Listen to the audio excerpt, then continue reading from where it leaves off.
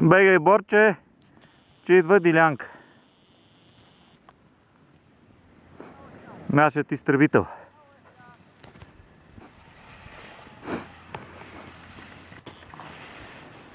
Но едно може да се каже, наистина детето прогресивно надобрява. Вече си пуска червени писти без никакъв проблем. Това може да не е съвсем готно ги пуска.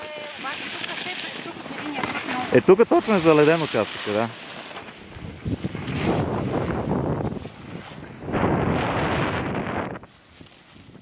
Катастрофа!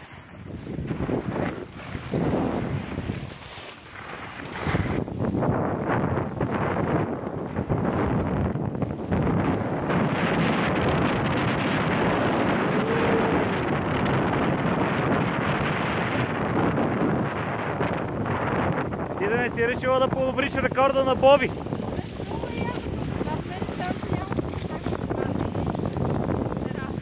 Да, знам, преди 2 часа беше на друго мнение. Явно Олег има градивно влияние върху тебе.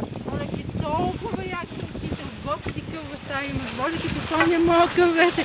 Скачай във водата, хващаме на хвърта си. Това между другото и Гергана го отбелязва. Не, Гергана е абсолютно права.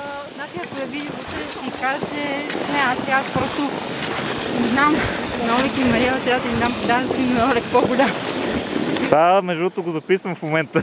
Ще си навлечеш гняв, за който не предполагаш.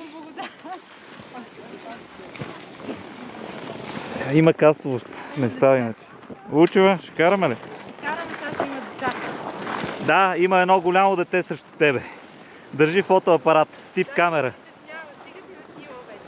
Айде, давай. Последни секунди има преди да се изключи батерията. Аз се опитам да не се пребивам. Бе, да не се притесняй, на мен очи не ми трябват.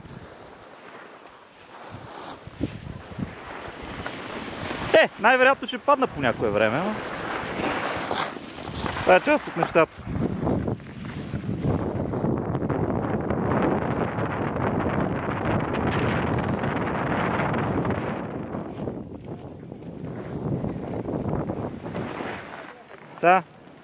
Лучева.